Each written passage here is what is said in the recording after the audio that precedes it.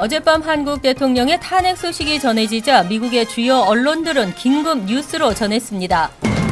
한국선거관리위원회는 조기 대선 준비로 국외부재자와 재외선거인 신고 신청을 시작했습니다. 불법 해외 금융 계좌를 발견해 신고하는 경우 최대 50억 원의 포상금이 주어집니다. 가족이민 비자 발급 우선 일자가 모두 1에서 4개월 빨라졌고 취업 3순위는 한 달 앞당겨졌습니다. 이번 주 일요일 썸머타임이 시작됩니다. 오전 2시가 3시로 바뀌고 한국과의 시차는 13시간으로 줄어듭니다. 이상은 이 시간 주요 뉴스입니다. 여러분 안녕하십니까? KBN 뉴스입니다. 헌법재판소가 박근혜 대통령의 탄핵을 인용했습니다. 어젯밤 한국 대통령의 탄핵 소식이 전해지자 미국의 주요 언론들은 긴급 뉴스로 전하면서 한국 민주주의가 발전한 단면을 보여줬다고 보도했습니다. 오늘 선고합니다. 한국의 헌법재판소가 대한민국 역사상 처음으로 대통령을 파면한 소식은 전 세계로 긴급 타전됐습니다. 미국의 CNN 방송과 뉴욕타임즈, 월스트리트저널 등 미 언론들은 일제히 탑뉴스로 헌재에 의한 박근혜 대통령 탄핵 인용 소식을 전했습니다. CNN 방송은 박아웃이라는 제하에 박 전 대통령이 탄핵과 함께 형사소추 면책 특권을 누리지 못하게 됨으로써 검찰의 기소에 직면하게 됐다고 보도했습니다. 월스트리트저널은 박근혜 대통령의 축출과 함께 오는 5월 9일 대선이 치러지게 됐다면서 이번 한국 대선은 미국의 정책에 보다 회의적이고 북한과 중국에 보다 동정적인 지도자를 선출할 가능성이 높다고 전했습니다. 뉴욕타임즈는 한국이 박근혜 대통령을 제거했다는 제목의 기사에서 박 대통령의 탄핵은 한국의 젊은 민주주의가 얼마나 발전했는지를 보여주는 단면이었다고 말했습니다. 역사적으로 대통령 권력보다 미약했던 한국의 입법부와 사법부는 대중들의 분노와 함께 이러한 결실을 내는데 핵심적인 역할을 했다고 보도했습니다. 헌법재판소의 대통령 탄핵 결정이 나오자 미국은 한국의 결정을 존중한다고 논평했습니다. 국무부는 한국민과 민주적 기관이 자국의 미래를 결정한 데 따른 것으로 미국은 한국민의 결정을 존중한다며 한국과 미국은 변함없는 동반자임을 강조했습니다. 마크 토너 국무부 대변인은 논평을 통해 박근혜 한국 대통령의 탄핵은 한국의 국내 문제이며 미국과의 강력한 동맹 관계에는 영향을 미치지 않을 것이라고 밝혔습니다. 또 미국은 황교안 대통령 권한 대행과 계속해서 협력할 것이며 앞으로 2달 안에 실시될 대통령 선거에서 한국 국민이 선택할 새 대통령을 고대하고 있다고 말했습니다.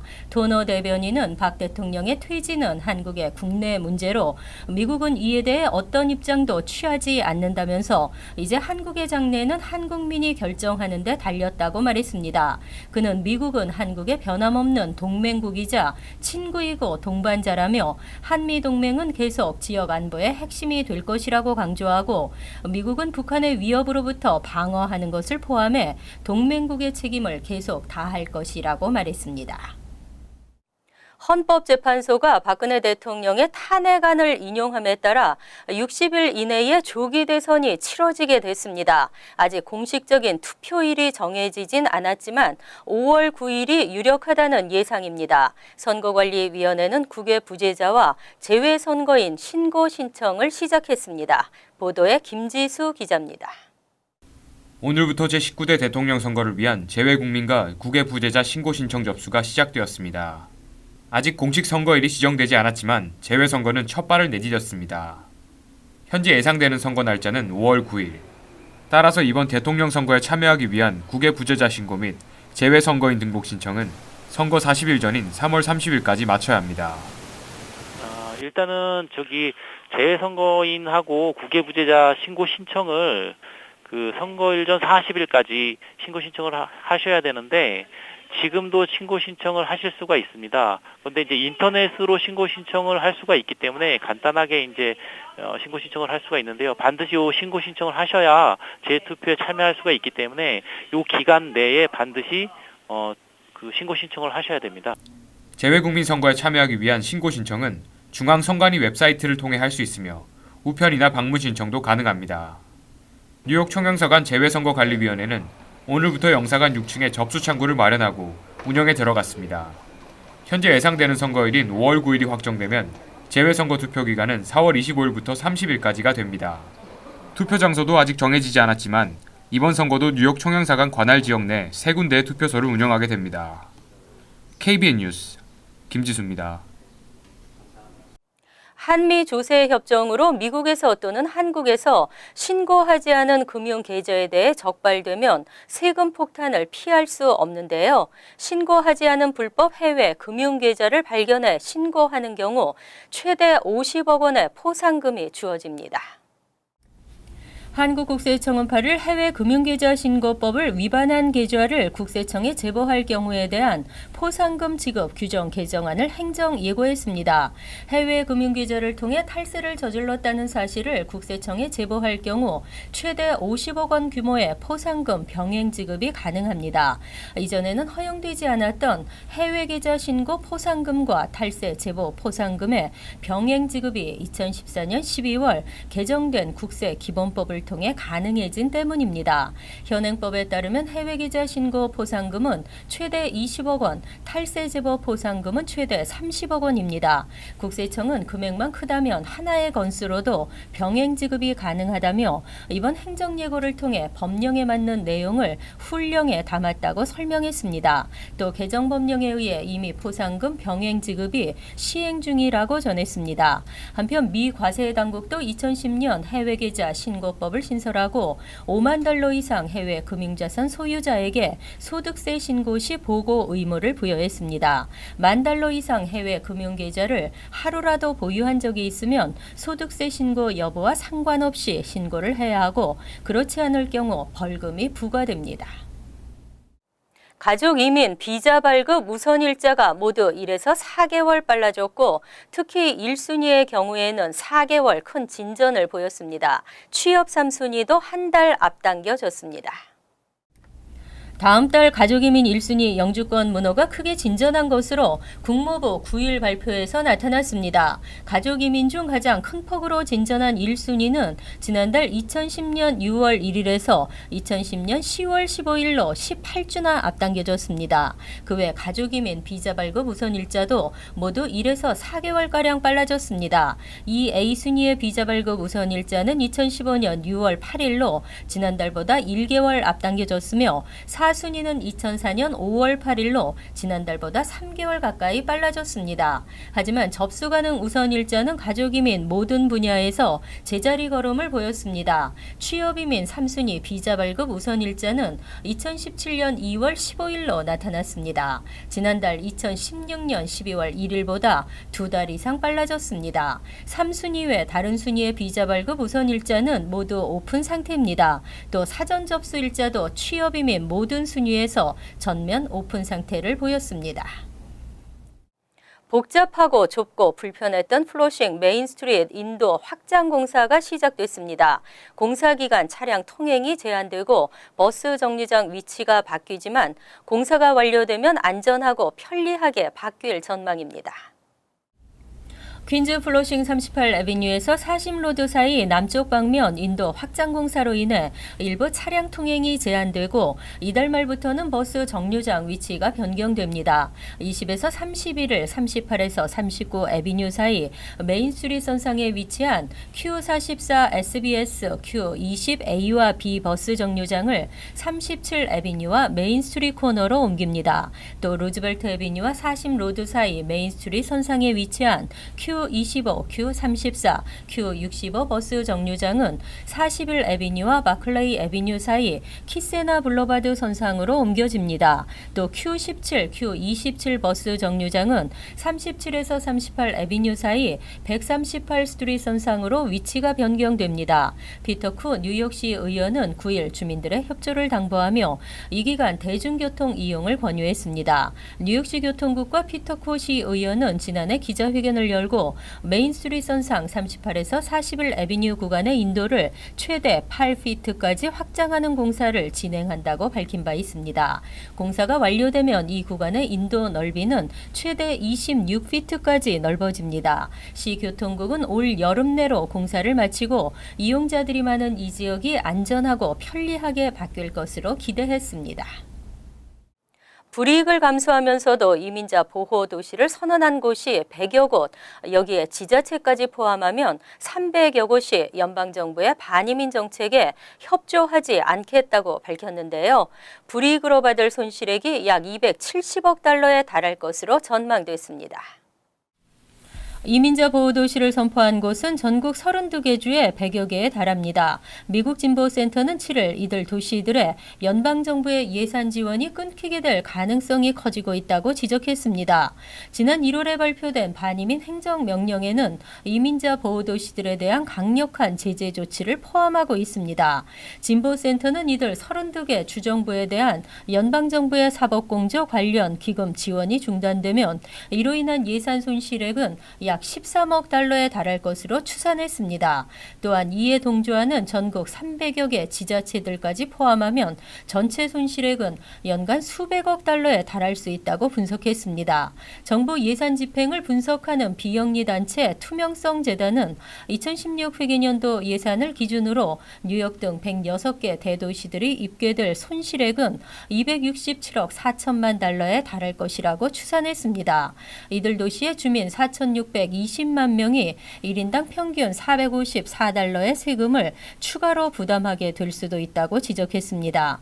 한편 이민자 보호도시를 선포한 곳에서는 현재 불체자 주민정보를 ICE에 주지 못하도록 하고 불체자들을 돕기 위한 소송 비용을 책정해 놓고 있습니다. 하지만 행정부도 이에 맞서 불체자 보호 지자체를 대상으로 연방법 위반 혐의를 검토하고 있는 것으로 전해졌습니다. 민권센터 등 이민자 단체가 뉴욕주 선관위와 차량국을 상대로 소송을 추진하고 있습니다. 선거 참여 의사가 있음에도 유권자 등록 오류나 정보 부족으로 투표에 참여하지 못하는 경우가 없도록 시정해 줄 것을 뉴욕주에 요청했습니다. 민권센터 등 권익옹호단체들은 최근 뉴욕주 정부에 시정사항을 권고하고 시정되지 않을 경우 소송을 제기하겠다는 방침을 전한 것으로 알려졌습니다. 이들 단체들은 서한에서 현재 DMV에서 실시하고 있는 유권자 등록 명부가 선관위로 제대로 전달되지 않아 투표를 하지 못하는 유권자가 상당수 발생하고 있다고 지적했습니다. 또한 현재 사용하고 있는 모든 투표 자료와 유권자 등록 용지들의 번역이 적절치 않아 정확한 정보 전달이 어렵다고 지적했습니다. 주 선관위와 DMV는 영어 외 한국어 등 타민족 언어로 자료를 제공하고 있으나 단순히 구글 번역기를 사용하기 때문에 엉터리 번역과 오역이 발생하고 있습니다. 실제 뉴욕주 검찰에 따르면 2016년 대통령 선거에서 접수된 불만사항 3건 중 2건이 유권자 등록 오류에 관련된 것이었습니다. 민권센터 등은 주정부가 90일 이내로 시정 조치를 내릴 것을 권고했습니다. 한편 뉴욕주에서는 차량국 웹사이트를 통해 쉽게 온라인 유권자 신청을 할 수 있고 주소 등 변경 사항에 대한 정보를 업데이트할 수 있습니다. 이번 주 일요일 12일부터 썸머타임이 시작됩니다. 1시간 빨라지면서 저녁이 여유로워지는데요. 일요일 오전 2시가 3시로 바뀌고 한국과의 시차는 13시간으로 줄어듭니다. 3월 둘째 일요일인 오는 12일부터 썸머타임 일광시간 절약제가 시작됩니다. 뉴욕, 뉴저지 등 미 동부와 한국의 시차는 현재 14시간에서 13시간으로 1시간 줄어들게 됩니다. 국적기에 뉴욕에서 인천 항공편 출도착 시간도 변경됩니다. 대한항공 인천행 KE082편은 12일부터 1시간 늦춰진 오후 1시에 출발해 다음날 오후 4시 25분 한국에 도착합니다. KE086편의 출발 시간은 오전 0시 50분으로 종전과 동일하며 한국 도착 시간은 다음날 오전 4시 15분으로 1시간 앞당겨집니다. 뉴욕으로 돌아오는 KE081과 KE085편의 뉴욕 도착 시간은 각각 오전 11시와 오후 8시 30분으로 1시간씩 늦춰집니다. 아시아나 항공 인천행 OZ221편 출발 시간은 오후 1시로 동일하며 한국 도착 시간은 다음날 오후 4시 30분으로 1시간 앞당겨집니다. 뉴욕행 OZ222편은 55분 앞당겨진 오전 10시 5분에 인천공항에서 출발해 뉴욕에는 종전과 동일한 오전 11시에 도착합니다. 올해 썸머타임은 11월 첫째 주 일요일인 5일까지입니다.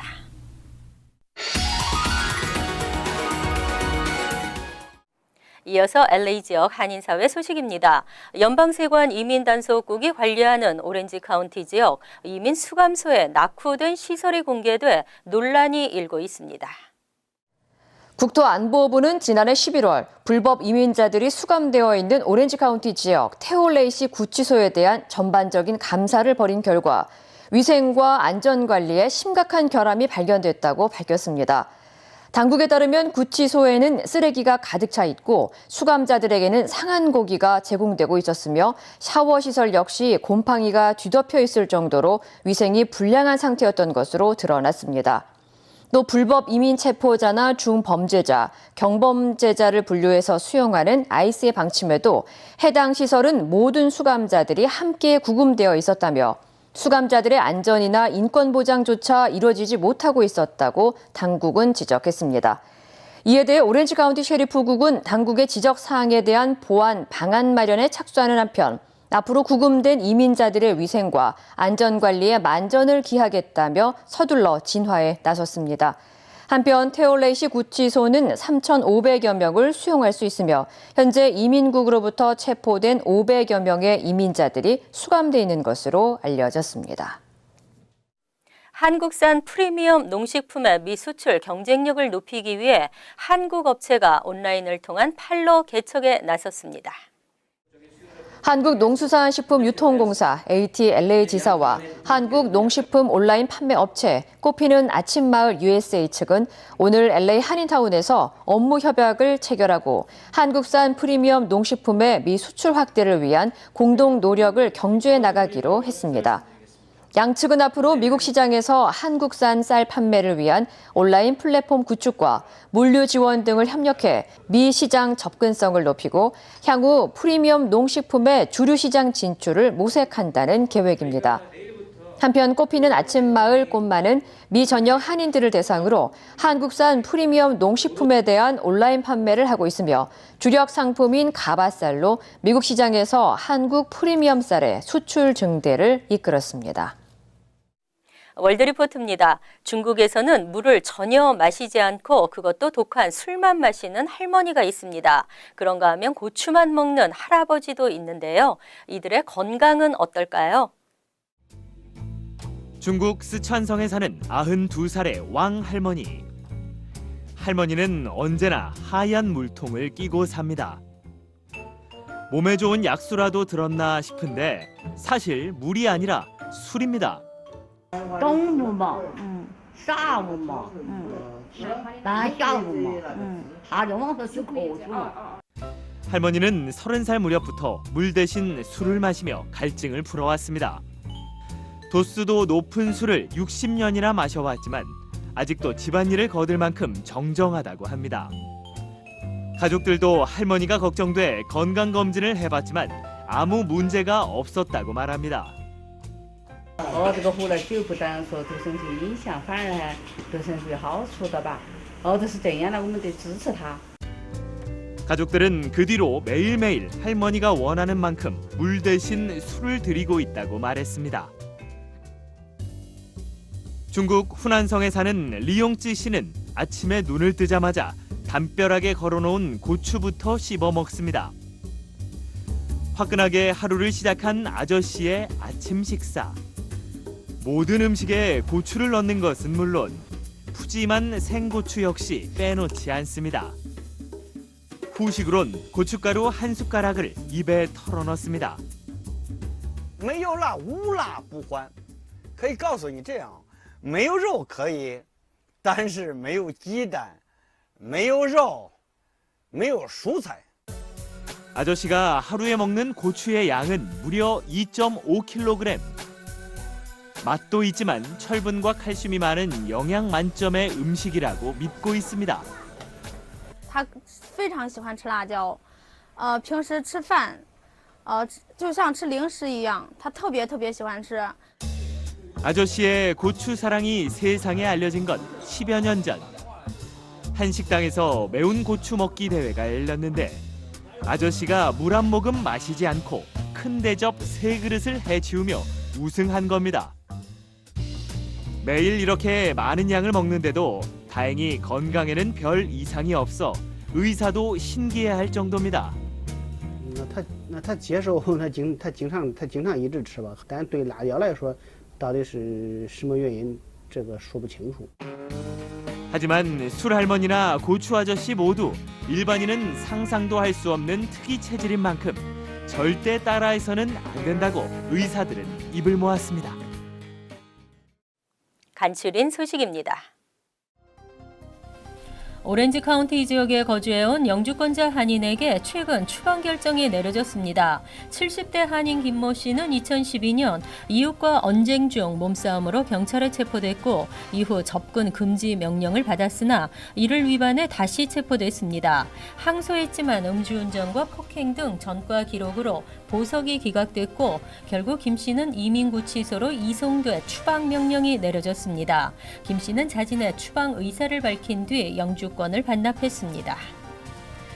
9일 12달러짜리 담요를 둘러싸고 승객과 승무원 간의 다툼이 일어나 여객기가 회항하는 일이 벌어졌습니다. 라스베이거스를 떠나 하와이로 향하던 하와이 항공 기내에서 66세 남성 승객은 기내가 춥다며 담요를 요구했고 승무원은 12달러라고 말하자 이에 부당하다며 항의했습니다. 두 사람 간의 말다툼이 커지면서 기장은 비행기를 돌려 LA 국제공항에 착륙했습니다.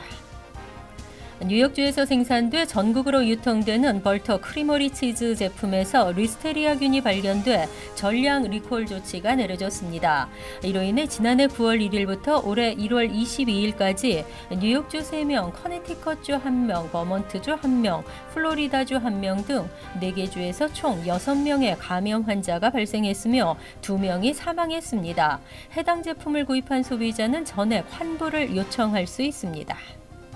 한국국립국제교육원이 2017년 정보 초청 외국인 장학생 총 580명을 모집합니다. 세계 우수 인재들에게 장학금으로 한국 내 대학에서 오는 9월 학기부터 석박사 학위 과정을 밟도록 돕는 제도입니다. 지원자와 부모가 모두 외국 국적을 가져야 하며 오는 4월 7일까지 1차 추천을 받고 6월 최종 합격자를 발표합니다. 석사 과정은 3년, 박사 과정은 4년입니다.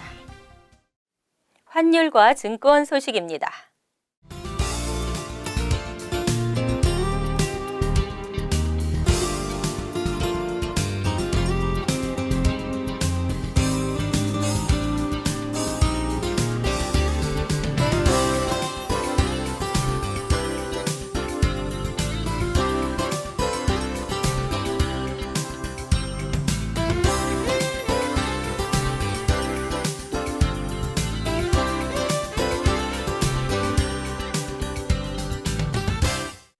이어서 날씨입니다. 토요일은 가끔 흐린 날씨에 춥겠고 오후에는 눈발이 날리는 곳도 있겠습니다. 낮 최고 기온은 30도, 섭씨 영하 1도, 밤 최저 기온은 16도, 섭씨 영하 9도로 예상됩니다. 일요일은 대체로 맑겠지만 여전히 춥겠습니다. 월요일은 지역에 따라 간간히 흐리다가 점차 구름이 많아지면서 흐린 날씨로 바뀌겠습니다. 이상으로 KBN 뉴스를 마칩니다. KBN과 함께 편안한 주말 되시기 바랍니다.